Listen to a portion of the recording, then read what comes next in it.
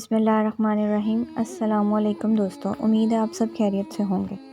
بنی اسرائیل میں ایک عورت تھی جو بہت ہی بدکار تھی۔ اللہ نے اس کو حسن جمال خوب دیا تھا، پوری بستی کے ساتھ اس کے تعلقات تھے۔ وہ اتنی مالدار ہو گئی کہ اس نے اپنے لیے بڑا محل بنوا لیا اور ایک تخت بنوایا اور وہ بن سنور کر ملکہ کی طرح تخت پر بیٹھتی تھی۔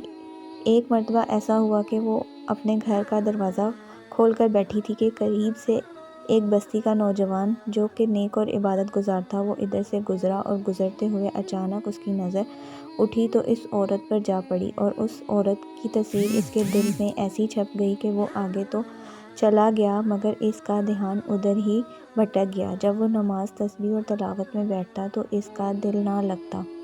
اس نے روزے بھی رکھے لیکن خیال نہ نکلا۔ اس نے اپنے آپ کو تکلیف پہنچائی، کئی دن اپنے آپ کو بھوکا پیاسا بھی رکھا مگر اس کے دل سے خیال نہ نکلا، حتیٰ کہ ایک دن اس نے سوچا کہ جب اس کا خیال سے میری جان چھوٹتی ہی نہیں تو میں اس عورت کے پاس جاتا ہوں۔ چنانچہ اس نے اپنا سارا سامان بیچا اور اس نے اتنے پیسے تیار کیے جتنے سے وہ بدکار عورت اپنے پاس آنے کی اجازت دے دیتی۔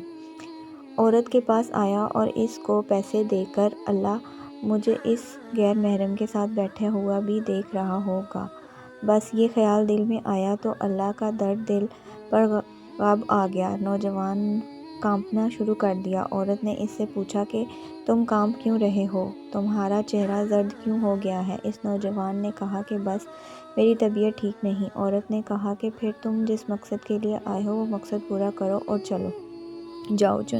نوجوان نے کہا نہیں۔ وہ عورت بڑی حیران ہو گئی کہ آج تک میں نے اپنی زندگی میں کوئی ایسا مرد نہیں دیکھا جو میرے قریب اس طرح چارپائی پر آ کر بیٹھے پھر برائی کیے بغیر چلا جائے۔ یہ نوجوان کیسا ہے؟ مگر نوجوان نے کہا اچھا میں جاتا ہوں۔ عورت نے کہا کہ تم کون ہو اور کہاں رہتے ہو؟ نوجوان نے کہا کہ میں اللہ کا بندہ ہوں اور فلاں بستی میں رہتا ہوں، اور میرے دل میں یہ خیال آ رہا ہے کہ میں نے اتنی عمر مصلے پر بیٹھ کر گزار دی، آج میرے اللہ مجھے تیرے ساتھ بیٹھا ہوا بھی دیکھ رہے ہیں، بس اس لیے۔ اس کے بعد اس نوجوان کی آنکھوں میں سے آنسو آ گئے اور چل پڑا۔ جب وہ نوجوان چلا گیا تو اس عورت کو اس کی باتیں اچھی لگیں۔ اس نے دل میں سوچا کہ یہ کنوارا نوجوان اتنا اللہ سے ڈرتا ہے جبکہ میں نے گناہ بھی نہیں کیے اور میں تو سارا دن اور ساری رات گناہوں کی خطا کار ہوں، میں تو خدا سے ڈرتی ہی نہیں۔ اس کے دل میں شرمندگی پیدا ہو گئی اور کہنے لگی کہ اب کیا کروں؟ دل میں خیال آیا کہ اچھا چلتی ہوں اور حضرت موسیٰ علیہ السلام سے پوچھتی ہوں کہ کیا میرے لیے بھی توبہ کی کوئی صورت بنتی ہے۔ وہ اپنے گھر سے نکل کھڑی ہوئی۔ اب اس کو بستی کا ایک بندہ پہچانتا تھا۔ وہ چلی اور جا کر حضرت موسیٰ علیہ السلام کو جو دیکھا تو وہ اس وقت بنی اسرائیل کے لوگوں کو نصیحت فرما رہے تھے۔ اس نے کسی آدمی کے ذریعے پیغام بھیجا کہ حضرت موسیٰ علیہ السلام سے جا کر کہو کہ میں آپ سے ملنا چاہتی ہوں۔ اب جس کو پیغام دیا وہ بیوقوف تھا۔ اس نے سیدھا جا کر سب کے سامنے کہہ دیا فلاں عورت آپ سے ملنے آئی ہے۔ حضرت موسیٰ علیہ السلام نے نام سنا تو آپ کو خیال آیا کہ لوگ کیا سوچتے ہوں گے کہ ایسی عورت ان سے ملنے کے لیے آئی ہے، ان کا کیا تعلق ہے اس سے؟ حضرت موسیٰ علیہ السلام نے غصے میں کہہ دیا کہ اس سے کہو چلی جاؤ، میں اس سے نہیں ملنا چاہتا۔ اس بیوقوف نے واپس آ کر کہا کہ میں نے بات کہی تو حضرت موسیٰ علیہ السلام بڑے ناراض ہوئے، وہ تو بڑے خفا ہوئے تم سے۔ وہ ڈر گئی اور کہا کہ میری بدکاریاں ایسی ہیں کہ اللہ مجھ سے پہلے ناراض تھا اور اب اللہ کا نبی مجھ سے بات نہیں کرنا چاہتا، میرے لیے تو اب دنیا میں ٹھکانہ کوئی نہیں۔ بڑے اداس اور بوجھ قدموں کے ساتھ وہاں سے آئی اور اسے سمجھ نہیں آ رہی تھی کہ وہ کیا کرے۔ اب وہ حیران تھی کہ اللہ کے نبی نے میرے ساتھ بات کرنا گوارا نہ کیا، میں اتنی گری ہوئی چیز ہوں کہ وہ بات کرنا بھی نہیں چاہتے۔ چنانچہ وہ گھر آئی اور اس نے گھر کا دروازہ بند کر دیا۔ اس نے اپنے کسی بڑے سے سنا ہوا تھا کہ بندہ جب اپنے رب کو منانا چاہتا ہے تو اس کو چاہیے کہ وہ اس کے سامنے سجدہ کرے۔ چنانچہ اس نے کوئی اور طریقہ نظر نہ آیا، وہ کمرے میں گئی اور اللہ کے حضور سجدے میں گر گئی۔ دل میں اس نے یہ دعا مانگی کہ اے اللہ میں گناہ گار ہوں لیکن ہوں تو تیری ہی بندی، میں تیرے سامنے جھک رہی ہوں، میرا اب تیرے سوا اور کوئی نہیں۔ پھر اللہ کی شان دیکھو کہ اس نے رات گزار دی اگلے دن اس کے دل میں خیال آیا کہ میں عورت ذات ہوں، اکیلی مکان میں رہتی ہوں، ایک میری خادمہ ہے، تو میں اگر نیت کر بھی لوں تو جتنے لوگوں نے میرے ساتھ بدکاریاں کی ہیں تو وہ مجھے اس میں رہنے نہیں دیں گے، تو بہتر ہے کہ میں اس جگہ کو چھوڑ کر چلی جاؤں۔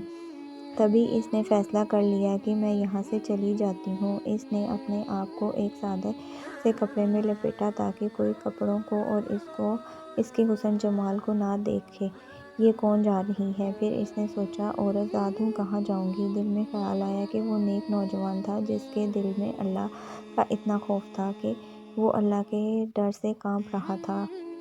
اس نیک بندے کے پاس چلی جاؤں اور اس کی خادمہ بن کر رہ جاؤں، ممکن ہے کہ مجھے نکاح میں قبول کر لے۔ چنانچہ وہ اس نوجوان کی بستی کی طرف چل پڑی۔ ڈھونڈتی ہوئی وہ اس بستی میں اس کے گھر پہنچی اور گھر والوں سے کہا کہ میں فلاں بندے سے ملنے کے لیے آئی ہوں، تو انہوں نے کہا کہ اس کا ذکر عبادت کا وقت ہے، وہ کمرے سے تھوڑی دیر میں آئے گا، تم انتظار کر لو۔ چنانچہ اس نے کہا ٹھیک ہے۔ اب وہ عورت انتظار میں بیٹھ گئی۔ جب انتظار کرنے بیٹھی ہوئی تھی تو اچانک اس نوجوان نے دروازہ کھولا اور اس کی نظر اس عورت پر پڑی جو سامنے بیٹھی ہوئی تھی۔ جب نوجوان نے عورت کا چہرہ دیکھا تو اس کو اپنا وہ وقت یاد آیا کہ وہ کون سا وقت تھا، میں اپنے مصلے کو چھوڑ کر اس کی چارپائی پر جا بیٹھا تھا، تو نوجوان کے دل میں خوف طاری ہو گیا کہ کہیں یہ میرا ایمان خراب کرنے تو یہاں نہیں آ گئی۔ میں نے اتنی مشکل سے اس کا تصور اپنے ذہن سے نکالا تھا،